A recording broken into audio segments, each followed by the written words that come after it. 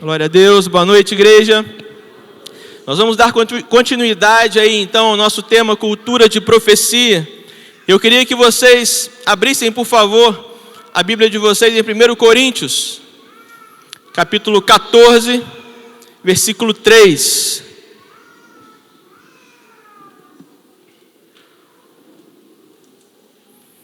1 Coríntios 14, 3.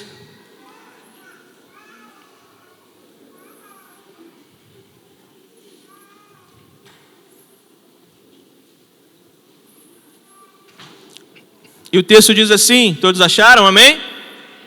1 Coríntios 14, 3, e o texto diz: mas quem profetiza o faz para edificação, encorajamento e consolação dos homens, amém? Nesses 2 meses nós temos aprendido muito sobre como viver uma cultura de profecia. Aprendemos aí que profecia é simplesmente falar a partir da linguagem do céu, falar no Espírito. E segundo o apóstolo Paulo, profecia é uma palavra de edificação, encorajamento e consolação. Vamos repetir? Profecia é uma palavra de edificação, encorajamento e consolação. Então, uma palavra de profecia fortalece a nossa fé. Quando você então utiliza dessa linguagem, você está fortalecendo a fé do seu irmão. Ainda no capítulo 14, no versículo 5, Paulo diz assim: gostaria que todos vocês falassem em línguas, mas prefiro que profetizem. No versículo 31 ele diz: pois vocês todos podem profetizar, cada um por sua vez, de forma que todos sejam instruídos e encorajados, amém? Fica claro então nesses textos que o objetivo final da profecia precisa ser a instrução e o encorajamento dos irmãos. Esse tem que ser o objetivo final.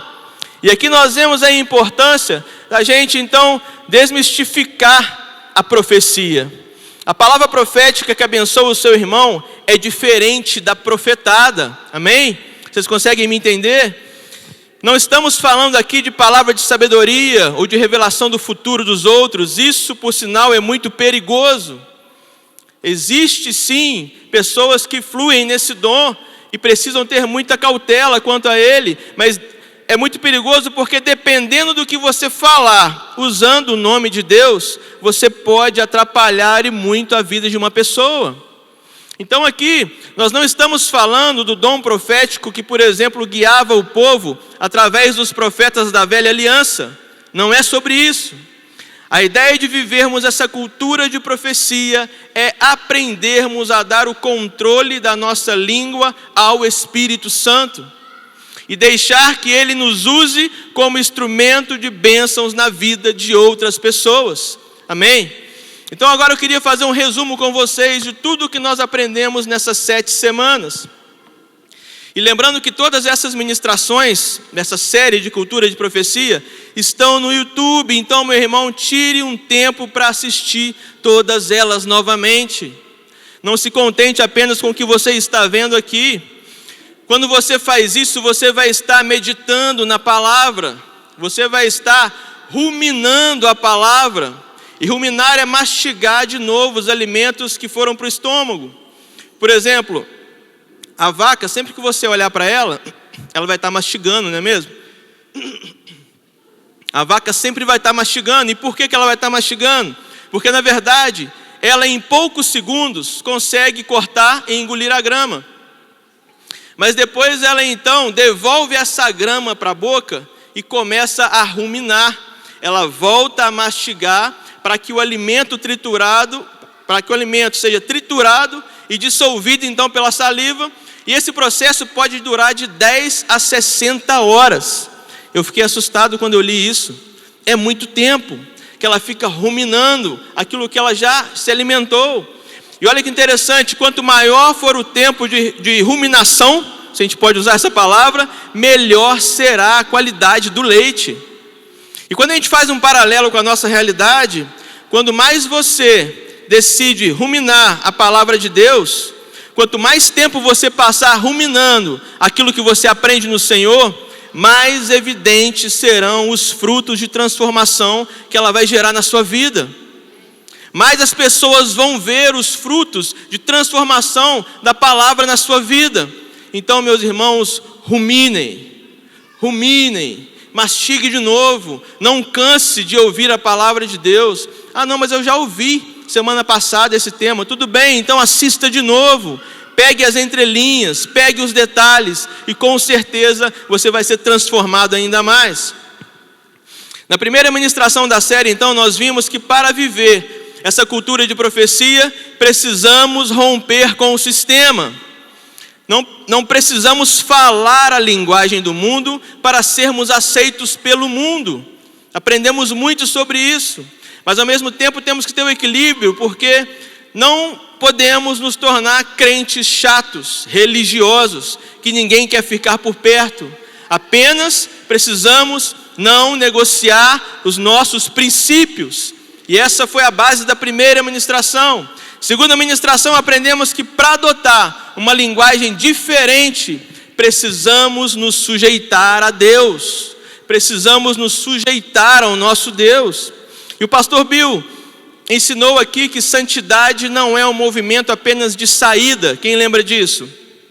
Santidade não é apenas um movimento de saída, mas um movimento de entrada. Nós saímos do pecado e entramos na presença de Deus. E por isso não adianta apenas a gente deixar de falar errado. Nós precisamos começar a falar certo. Não adianta você ir só por um caminho. Você precisa trocar a linguagem errada pela linguagem certa. Na terceira ministração vimos a importância de nos enchermos do conhecimento da palavra de Deus. É ela que vai nos dar substâncias para vencermos os desertos sem murmurar, para vencermos as situações difíceis sem usar a nossa língua para falar coisas negativas. Precisamos, como cristãos, amar a palavra de Deus. Esse tem que ser o nosso alvo, amém? Na quarta ministração, nós começamos a falar então sobre os frutos do Espírito. E engraçado que no domingo que o Bill começou a falar sobre isso, quando era 18 horas, ele manda uma mensagem. Eu moro aqui perto da igreja. Elbert, você tem uma mexerica aí? Falei, meu Deus, para que o Bill quer uma mexerica? E eu não tinha mexerica. Corri ali naquele mercado, que afinal eu preciso fazer uma propaganda dele, Mercado Castro, esquina aqui com a Feliciano Pena. O mercado não fecha. Meus irmãos, tudo que você precisar na hora mais inusitada, pode ir lá que ele vai estar aberto. E eu corri lá domingo, 18 horas, infelizmente não tinha mexerica. Aí eu falei, não tem jeito. Nessa hora você lembra do discípulo, né? Eu falei, cadê o André? O André tá aí? Dá um tchau aí, André. Aí, ó, tava em pé, olha que beleza.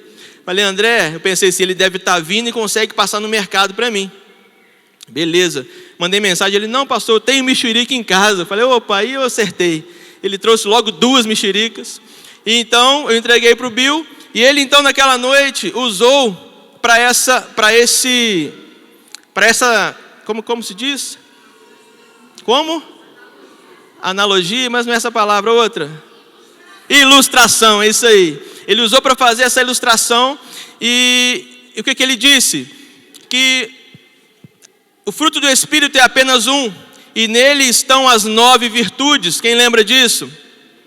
Então, como a mexerica e os seus gomos, o fruto do Espírito vem com todas as virtudes. Isso quer dizer, então, que nós, quando então entregamos nossa vida ao único e suficiente Salvador, Jesus Cristo, recebemos com Ele o Espírito Santo.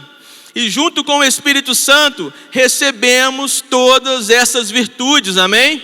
Porque recebemos o fruto, recebemos as virtudes. Então, todos nós temos as 9 virtudes. Você nasceu de novo? Amém? Você recebeu Jesus como o único e suficiente Salvador da sua vida? Então o Espírito Santo está em você e você tem o fruto do Espírito e as virtudes do Espírito. Mas é claro que uns exercitam mais e por isso elas ficam mais evidentes. Essa é a única diferença. Aí na quinta ministração o pastor Caio veio aqui e deu uma aula sobre as 3 primeiras virtudes. alegria, paciência e paz. E sobre a alegria nós vimos que a alegria do Espírito não é a alegria que o mundo proporciona. Não é uma alegria baseada nas circunstâncias. Isso é muito importante, nós termos essa consciência. Ele ainda usou o exemplo do Pix. Quando a gente recebe um Pix, estou alegre. Mas quando a conta está zerada, você cai na tristeza. E não é essa alegria que vem do Espírito. Não é uma alegria passageira. Estão comigo? Na sexta ministração, nosso pastor deu continuidade ensinando sobre mansidão e domínio próprio. E nós aprendemos aí que a mansidão do Espírito vai muito além de uma personalidade mansa. Por exemplo, eu tenho uma personalidade mansa. Quem convive comigo sabe que eu sou bem tranquilo. Mas eu sou extremamente ansioso. Extremamente ansioso. Estou na luta aí para tirar minha carteira de motorista, meu irmão, mas quando eu entro no carro com aqueles caras, eu fico extremamente nervoso e erro besteira. Eu não funciono sob pressão, sou bem agitado internamente. Por causa da ansiedade eu tenho esse problema. Fui reprovado 3 vezes, a grana acabou, mas eu não desisti, vou voltar, vai chegar esse momento. Vocês ainda vão me ver chegando de carro aqui nesse estacionamento. Amém! Até o Tito concordou, glória a Deus. Mas a gente precisa entender que as virtudes do Espírito não podem ser confundidas com os traços da nossa personalidade. Não é sobre isso. E a mansidão é um bom exemplo. A gente não pode de forma alguma entender a mansidão sem passar por Jesus. Ele sim era um homem totalmente descansado em Deus. Em Mateus 4 nós vemos que em meio a uma forte tempestade em alto mar, enquanto os discípulos se desesperavam por tudo que estava acontecendo, a Bíblia diz que Jesus dormia. Ele dormia em meio à tempestade. E quando então os discípulos acordaram ele, desesperado, dizendo: você não vai fazer nada, a gente vai morrer. Ele levantou e falou o quê para o mar? Acalme-se, aquiete-se. E a Bíblia diz que tudo se acalmou. E ele virou para os discípulos e disse: por que vocês estão com medo? Vocês não têm fé? Essa é a mansidão do Espírito. É confiança total em Deus, independente das circunstâncias, amém? E semana passada foi a 7ª ministração dessa série, onde, como sempre acontece, né? Nós fomos aí incrivelmente abençoados pela palavra da Tatati. Quanta sabedoria, né, gente? Sempre que ela ministra, a gente sai daqui extasiado. E ela então nos deu uma aula sobre a 9ª e última virtude, que é o amor. Nós aprendemos com base em 1 Coríntios 13, que se nossas obras não estiverem respaldadas pelo verdadeiro amor, elas não passarão de um grande barulho para Deus. Se não tiver amor, não adianta nada. E fomos então ministrados sobre esse verdadeiro amor. E vamos hoje então à 8ª ministração dessa série. E vamos falar um pouco sobre como exercitar o nosso espírito. Pode repetir comigo? Como exercitar o nosso espírito. Porque para que a gente consiga substituir a nossa linguagem humana, caída, negativa, murmuradora, pela linguagem do céu, o nosso espírito precisa estar fortalecido. Não dá para você trocar uma linguagem ruim pela boa, se nós estamos falando de linguagem espiritual, se você não fortalece o seu espírito, se você não exercita o teu espírito. Abram por favor a Bíblia de vocês em 1 Timóteo 4. 1 Timóteo 4, versículo 8.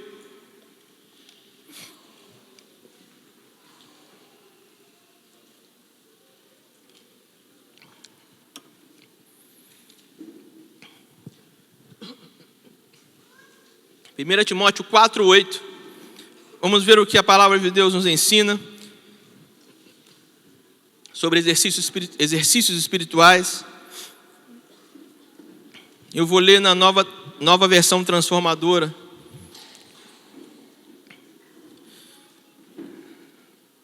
E o texto diz assim: o exercício físico tem algum valor, mas exercitar-se na devoção é muito melhor, pois promete benefícios não apenas nesta vida, mas também na vida futura. Em algumas traduções fala exatamente sobre exercícios espirituais. E nós temos aqui a versão transformadora que traz essa tradução interessante que eu achei, que é exercitar-se na devoção. Todos nós sabemos dos benefícios dos exercícios físicos, ok? Nós temos plena consciência que se a gente quiser uma melhor qualidade de vida, precisamos fazer algum exercício. Qualquer médico que você for, ao te examinar, vai te perguntar algumas coisas básicas, né? Se você está sentindo qualquer coisa, você fuma? Você ingere bebida alcoólica? Até aí eu vou bem, né? Não. Você faz alguma atividade física? Aí eu preciso responder também que não. E a gente sabe que isso não é legal, porque o exercício físico nos ajuda a prevenir diversos problemas de saúde. Não tem outro caminho para uma melhor qualidade de vida. Precisamos praticar alguma atividade física. Eu participei de uma palestra na empresa, e um educador físico disse que o nosso corpo foi projetado para viver em constante movimento. Nosso corpo foi projetado para isso. E quando nós não fazemos, quando nós então não gastamos aí nosso corpo fazendo exercício físico, ele começa a dar sinais de que alguma coisa está faltando. Ele começa a dar sinais que você precisa fazer algo. Se você foi projetado para isso, alguma coisa não vai dar bom lá na frente. O famoso sedentarismo ocasiona diversos problemas em nossa saúde. E por muitas vezes, né, na maioria das vezes, nós optamos em não fazer nenhum tipo de exercício físico, temos consciência de que precisamos. Todos aqui têm essa consciência que precisam praticar exercícios físicos? Faz assim com a mão. Todos nós temos essa consciência. Por exemplo, se você for conversar comigo você vai ver que eu sempre vou te falar assim: nossa, cara, eu preciso urgentemente fazer algum exercício físico. Todo assunto que entra, todo mundo que começa a conversar comigo entrando nesse assunto, o meu discurso é o mesmo. Eu sei que eu preciso, eu sei que é necessário, porque a vida sedentária não é legal. Deixa eu ver, fazem exatamente 39 anos que eu não pratico exercício físico. Aliás, mentira, na minha juventude eu fiz 3 meses de academia. Tá bom, né? Já é alguma coisa. Mas esse é um problema. Literalmente eu não sou um exemplo para ninguém nisso. Eu preciso dar um passo a mais. Eu preciso dar um passo à frente. Mas isso já está na minha consciência, na minha lista, está no top 3. Pode falar com a Nara, eu sempre falo com ela, eu preciso começar a malhar. Primeira brecha financeira e de tempo que surgir, eu vou malhar. Eu brinco com ela que eu já tenho a estrutura. Então é só malhar um pouquinho que eu vou trincar rapidinho. Ficar igual o pastor Eric, com aquele trapézio. Você vai ver, vai dar bom. Eu preciso, gente, urgentemente fazer isso, porque a Carol vai fazer 11 anos. Eu preciso me tornar uma ameaça para os futuros pretendentes dela. O rapaz vai olhar para mim, não vai ter muita, né? Então eu preciso fazer alguma coisa. Ainda dá tempo, 11 anos ainda está, né? Ainda tem tempo. Então nós temos essa consciência que precisamos de exercício físico. E hoje nós temos a consciência também que nós precisamos ter a nossa alma alimentada. E como que alimentamos nossa alma? Cuidando da nossa mente, né? Todos sabemos que precisamos disso. E como fazemos isso? Lendo um bom livro. Infelizmente, né? Isso é um mal do nosso país. Não é todo mundo que gosta de ler, não somos incentivados a isso desde muito novos. Mas ler um bom livro faz bem para a mente. A prática da leitura é um ótimo exercício para a nossa mente. Outra forma de fazer isso, tirando um tempo para fazer alguma coisa que você gosta. Tirando um tempo para cuidar de você. Fazer uma terapia. Terapia não é pecado não, gente. Às vezes é muito necessário. Existem situações que é muito necessário. Então nós entendemos que precisamos alimentar a nossa alma, cuidando da nossa mente. Mas e o espírito? Nós falamos aqui do corpo, da importância de nós alimentarmos o corpo. Falamos da mente. Mas e o espírito? Ele pode ser exercitado? Me ajude a pregar e fala para quem está do seu lado assim. É claro que sim. A nossa dificuldade em ouvir a Deus começa na insensibilidade do nosso espírito.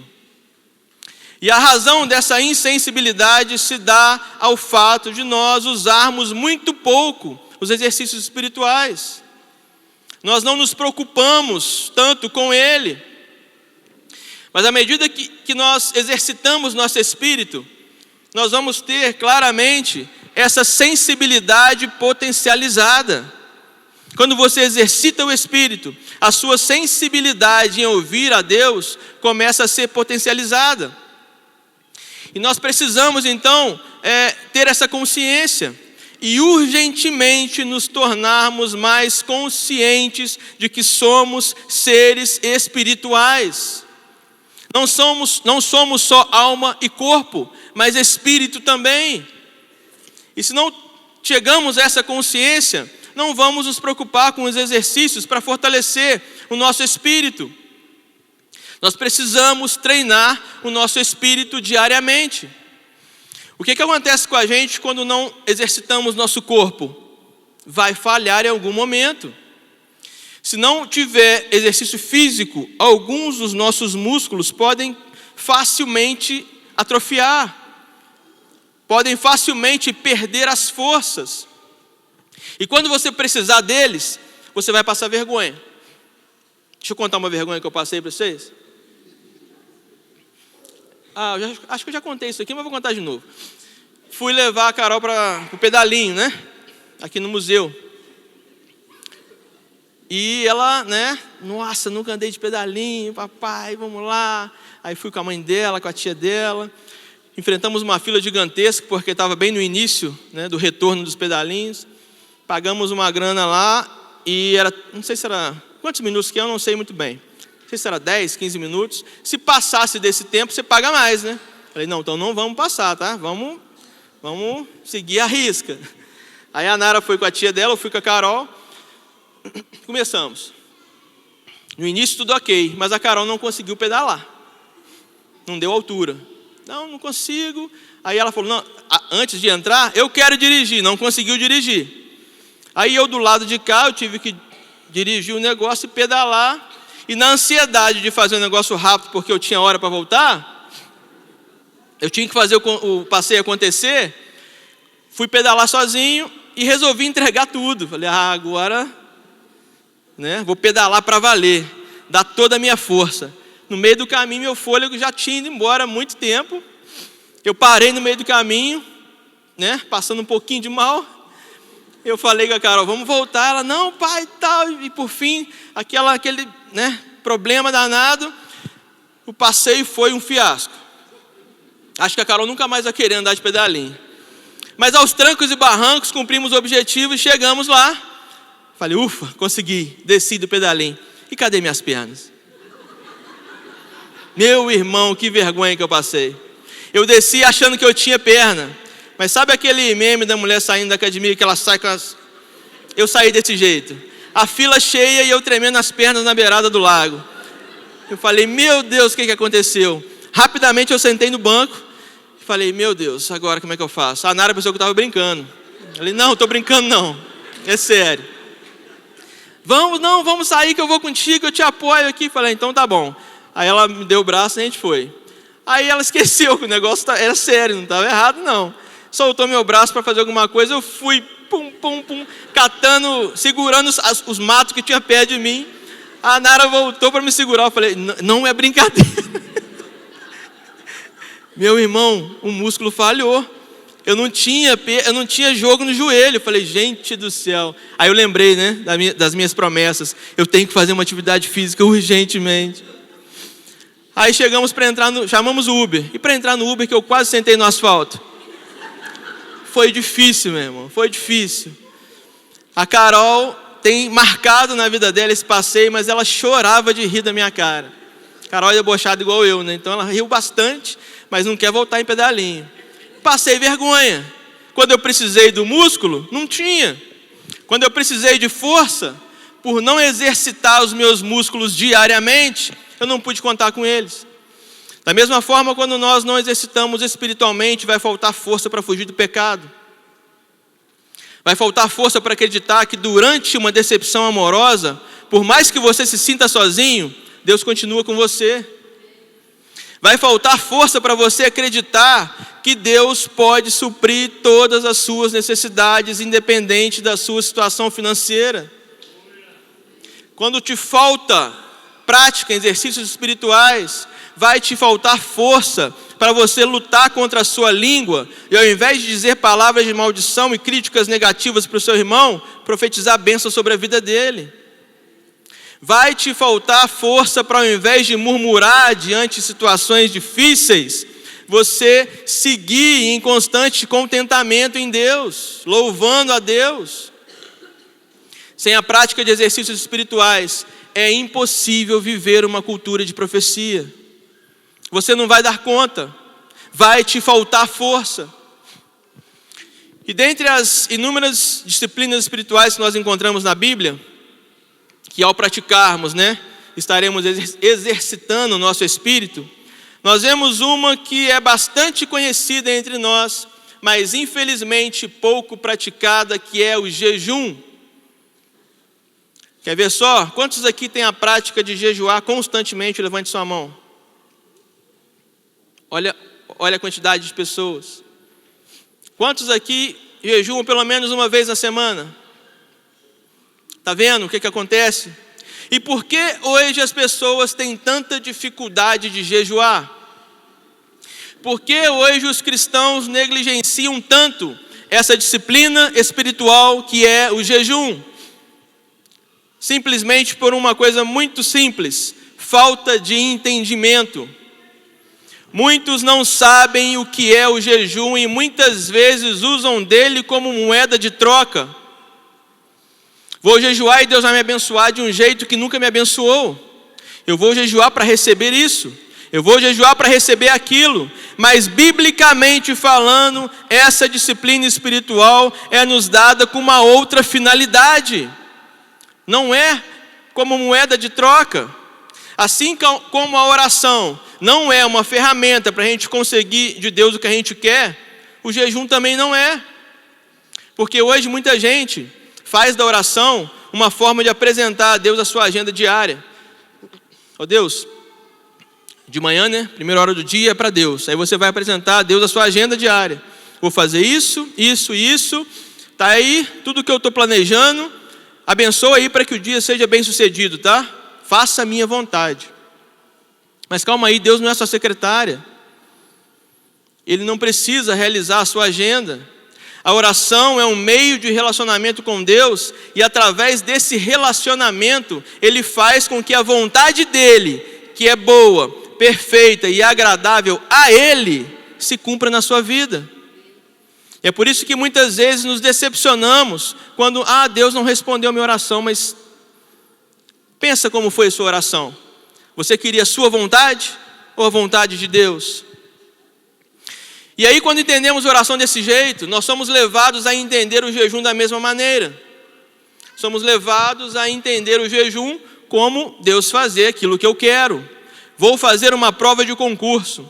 Não sei se eu estudei legal. Já sei. Vou fazer a prova de jejum. E vou lembrar de tudo. Se você não desmaiar no meio da prova, você vai lembrar de tudo. Dependendo do tempo que você vai ficar fazendo prova, não pode ser positivo para você. Eu preciso pagar uma conta, não tem dinheiro. Amanhã eu estou de jejum. E o dinheiro vai aparecer. Meu irmão, não é simples assim. Esse não é o caminho. Porque aí, quando você não vê o resultado, qual que vai ser a sua resposta? O que você vai pensar? Não faz sentido jejuar. Correto? Se você não viu o resultado nessa fórmula, você vai entender que não funciona e não vai querer manter essa prática. Então, para a gente iniciar uma prática constante de jejum, como uma disciplina espiritual, nós temos que compreender qual é o seu objetivo final. Nós temos que estar bem ligados em qual é o objetivo final do jejum, o porquê nós precisamos jejuar. E eu queria que vocês abrissem comigo em Mateus 17.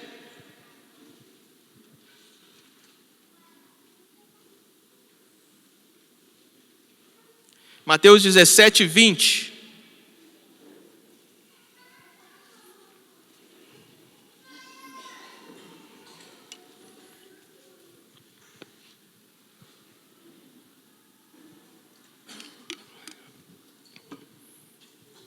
Vamos ler os versículos 20 e 21.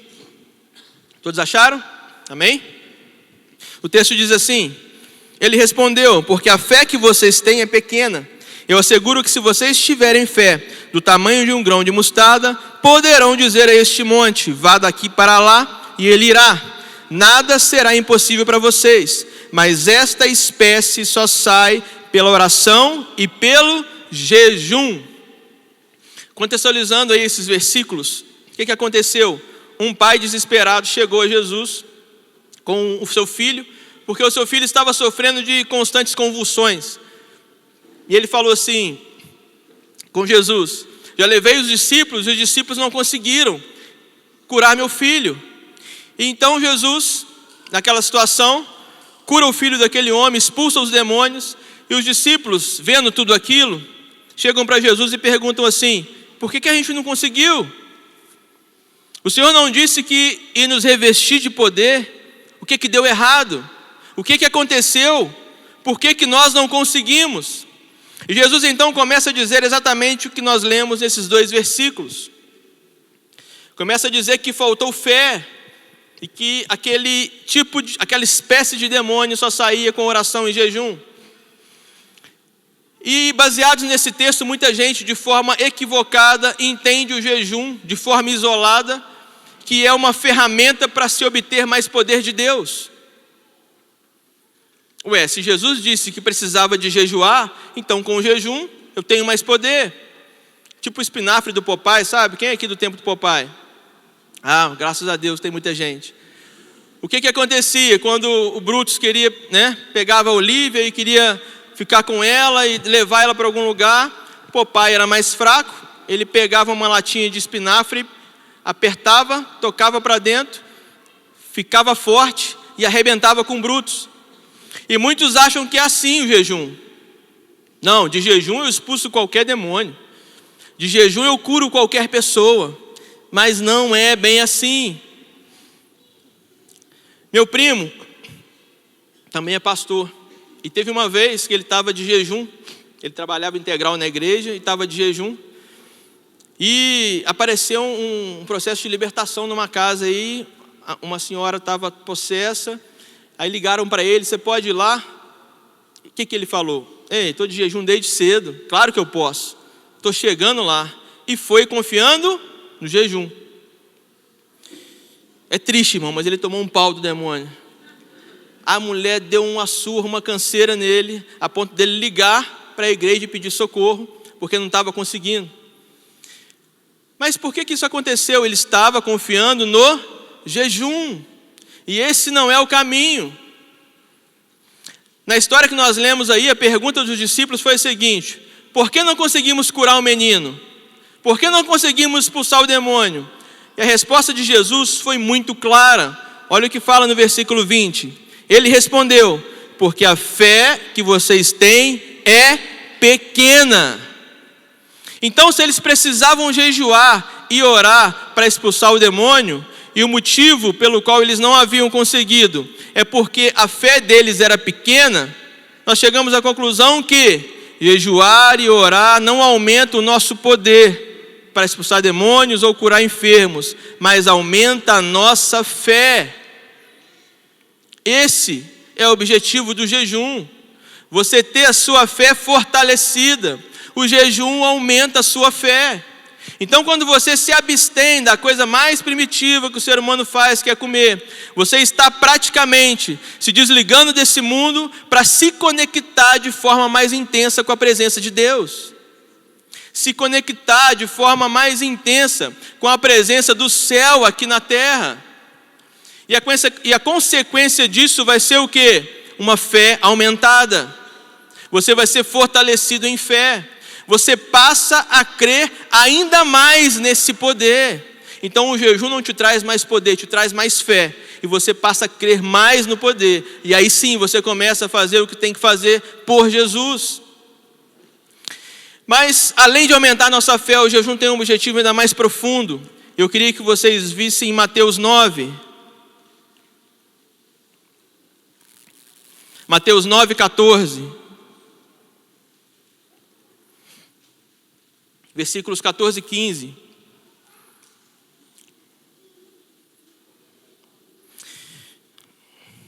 O texto diz assim: então os discípulos de João vieram perguntar-lhe: por que nós e os fariseus jejuamos, mas os teus discípulos não? Jesus respondeu: como podem os convidados do noivo ficar de luto enquanto o noivo está com eles? Virão dias quando o noivo lhe será tirado, e então jejuarão. Aqui Jesus traz uma nova dimensão para o jejum.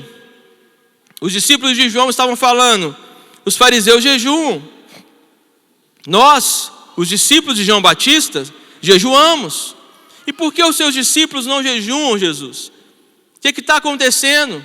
E Jesus responde o seguinte: por acaso os convidados do noivo jejuam enquanto o noivo está com eles?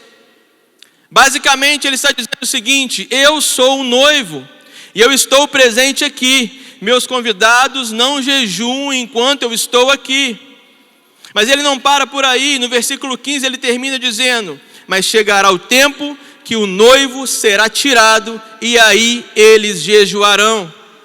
E aqui nós encontramos o principal propósito do jejum, que é expressar saudade do noivo. Aqui nós encontramos uma outra dimensão do objetivo do jejum: expressar saudade do noivo. É como se você, ao jejuar, dissesse: eu estou com tanta saudade de Jesus que eu não quero nem comer. Eu quero tanto estar junto de Jesus que eu não preciso de comer agora. Alguns estudos comprovam que, de acordo com os documentos antigos da igreja primitiva, os discípulos, após Jesus partir, jejuavam 2 vezes por semana, toda semana.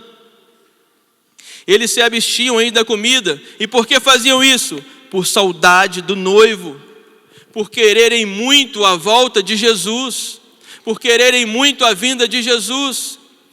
E quando nós olhamos para a realidade da igreja de hoje, parece que cada vez menos a gente jejua. Parece que cada vez menos essa nova geração de cristãos jejua. Isso porque estamos muito ligados a esse mundo. Nós estamos muito agarrados a esse mundo. E se a gente não largar, não vamos conseguir ter a sensibilidade para acessar as coisas espirituais. Não vamos conseguir sensibilidade para acessar as coisas do céu para a nossa vida.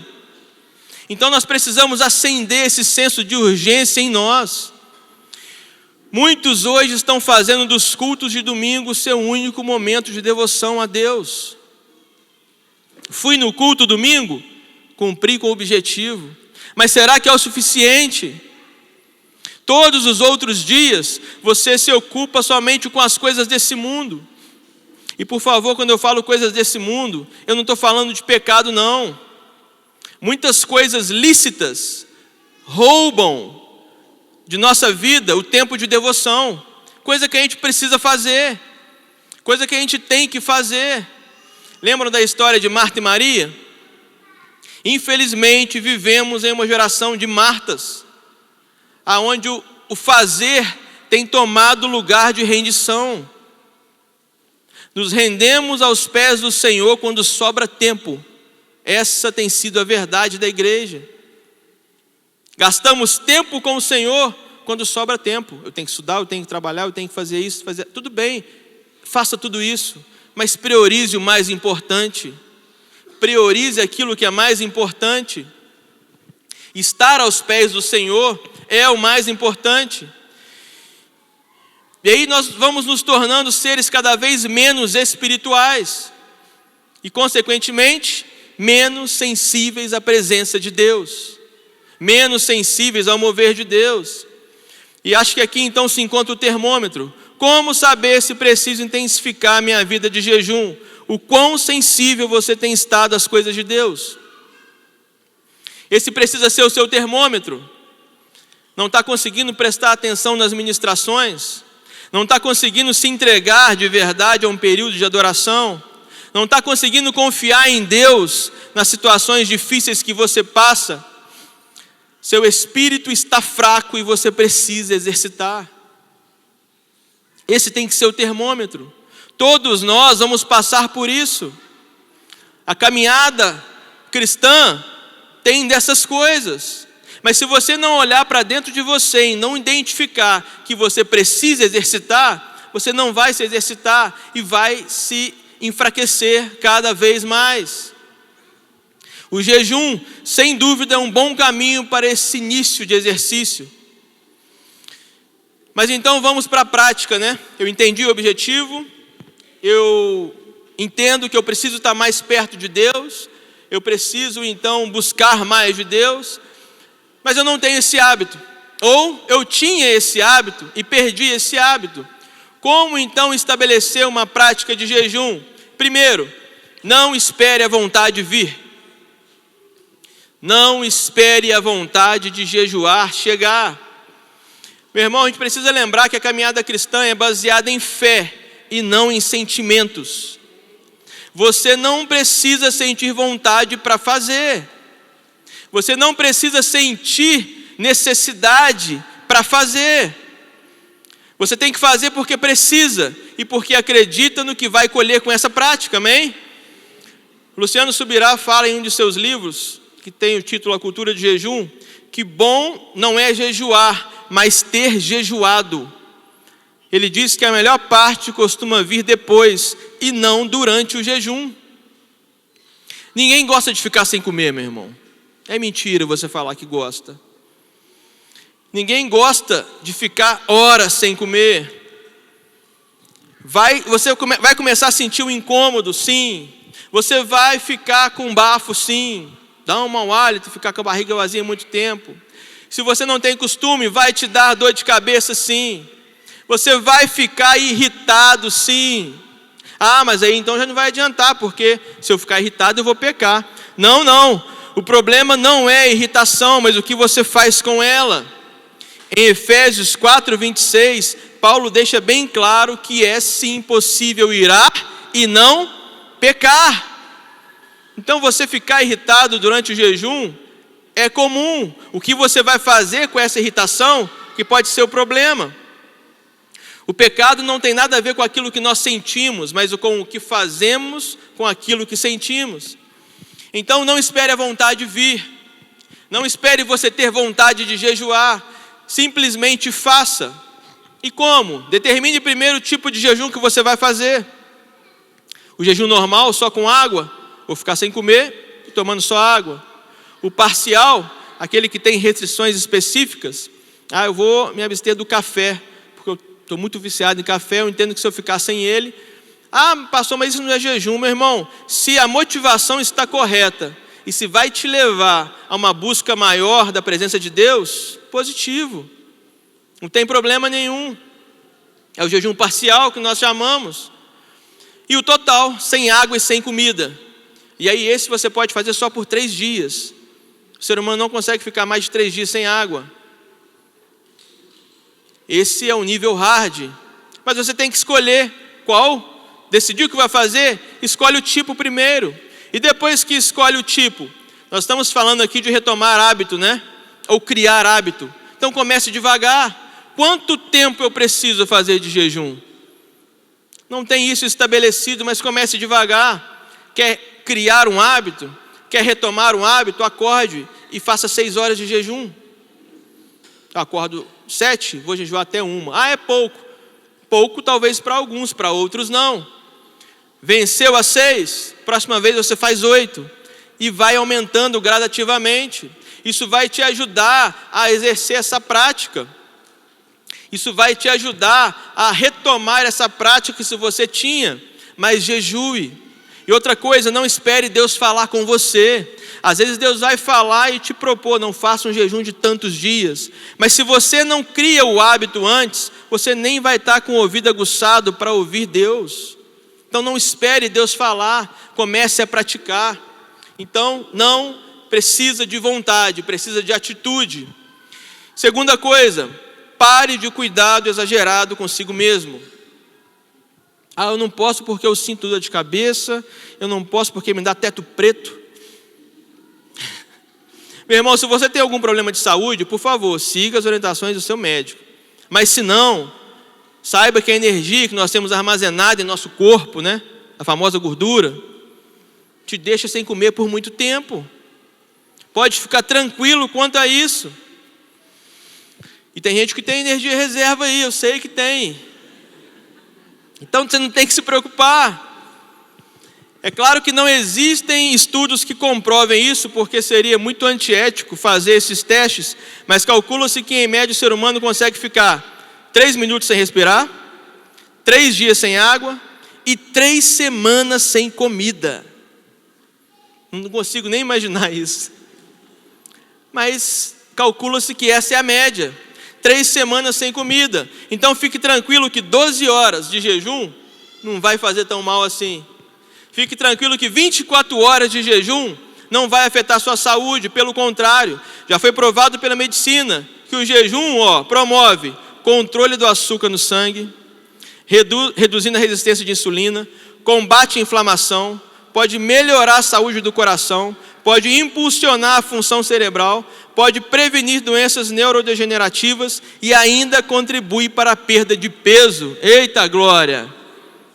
É muita coisa boa. E não para por aí não. Olha os benefícios do jejum para a nossa mente. Melhora a concentração e criatividade, facilita a nossa aprendizagem, melhora a memória e reduz níveis de estresse.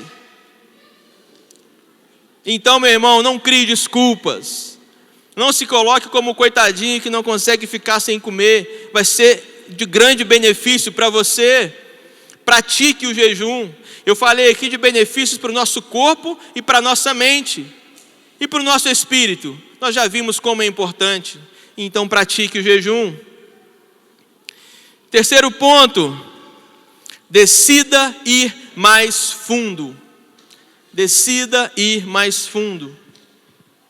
Quantos de vocês podem honestamente levantar as mãos aqui hoje e me dizer, sem nenhuma dúvida, que sabem que estão exatamente no centro da vontade de Deus e que estão exatamente onde Deus quer que vocês estejam em seu crescimento espiritual?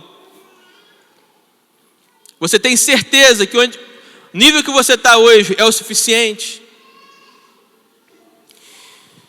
Meu irmão, a verdade é que todos nós temos muito espaço para melhorias.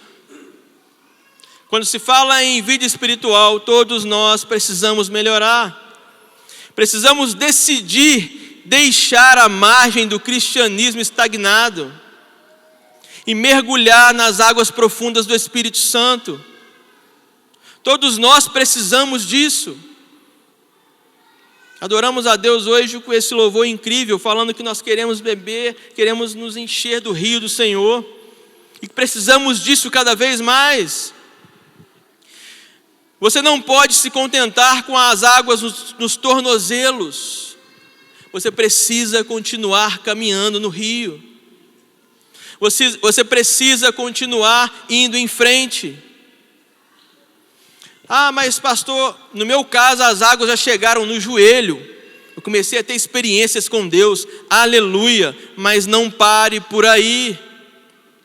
A vida com Deus, quando você para, você regride, você não fica estagnado somente. Se você parou, você vai começar a sair do rio sem perceber. Então as águas estão no joelho, continue andando, continue indo em frente nesse rio. Não, mas no meu caso as águas já chegaram no lombo, nos lombos. Eu consegui agora um outro nível e eu estou começando a me envolver, me comprometer com o reino. Glória a Deus, meu irmão, mas não pare.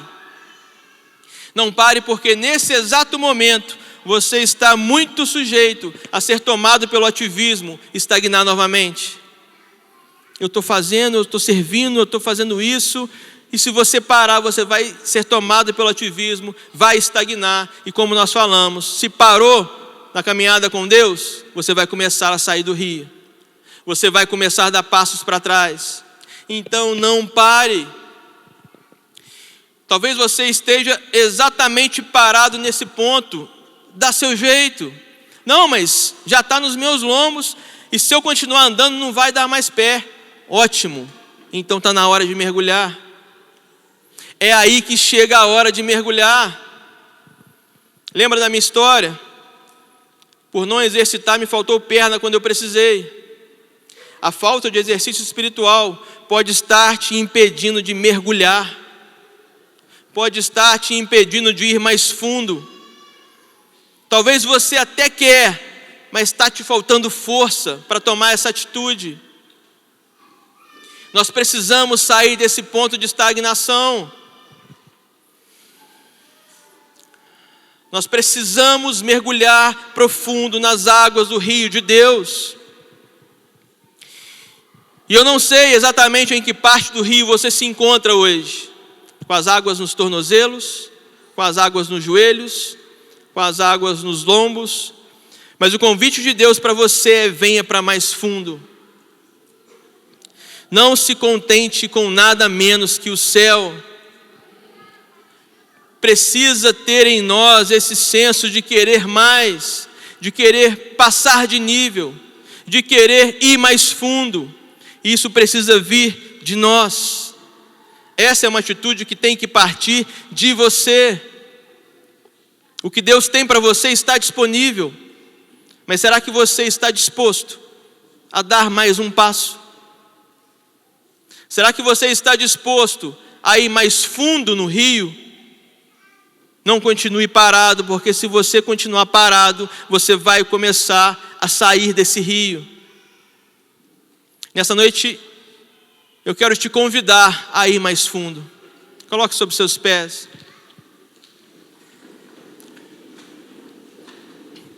Feche seus olhos. Comece a analisar a sua vida. Comece a analisar o nível que você está. Como eu disse, eu não consigo daqui enxergar o nível que todos vocês estão. Eu não consigo saber se a água está no tornozelo, no joelho ou nos lombos. Mas você sabe exatamente em que nível você está. Então que nesse momento você possa fechar os seus olhos e começar a olhar para dentro de você. Começar a se analisar em qual nível que eu estou. E começar a trazer esse senso de urgência que você precisa passar de nível. As práticas espirituais vão te levar para esse lugar. Os exercícios espirituais vão te levar por esse caminho. Mas se você antes não identificar que precisa ir por esse caminho, você vai continuar estagnado. Há 5 anos atrás eu me encontrava nessa situação. Cheio de feridas, com o interior todo detonado e ministerialmente sem esperança nenhuma de futuro, preso a muitas coisas do passado. E eu lembro que eu fui para o culto, a igreja era lá no Poço Rico ainda, e eu pedi a Deus antes de sair de casa: Deus, fala comigo, porque está muito difícil. Está muito difícil, essa transição de ministério está muito complicada, e eu não conseguia sair do lugar, eu não queria passar de nível. Na minha cabeça, estagnar era o melhor caminho. E eu lembro que o Bill pregava sobre queimar as pontes que nos conectam ao passado, e aquilo foi uma libertação para mim. E aquilo foi uma libertação. Eu decidi naquele dia que eu precisava passar de nível. Eu decidi naquele dia que eu precisava continuar andando no rio, abandonando tudo aquilo que ainda me travava, me prendia. E nessa noite eu quero te dar essa oportunidade. Se você está no nível em que as águas estão nos tornozelos e você quer ir mais fundo, eu quero te convidar a vir aqui à frente que nós vamos orar por você. Se você está no nível em que as águas estão no joelho e você está tendo experiências com Deus, mas entende que precisa ir mais fundo, venha também, porque hoje Deus vai marcar a sua vida para que esse nível seja passado.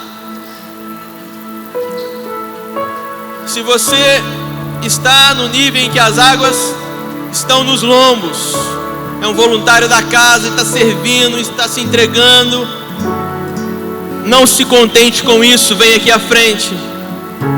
Deus quer te preparar para o mergulho. Deus quer preparar você para mergulhar no rio dele. Então experimentar ao todo, experimentar no total aquilo que ele tem para a sua vida. Essa noite, Deus quer te ajudar a passar de nível. Ele quer mudar a sua realidade espiritual. Ficar estagnado vai te fazer sair do rio. Ficar parado vai te fazer sair do lugar em que Deus sonhou para que você estivesse. Então agora abra o seu coração e comece a pedir: Deus, eu preciso mudar de nível. Deus, eu preciso ir mais fundo. Deus, eu preciso mergulhar no teu rio. Abra o seu coração agora diante de Deus.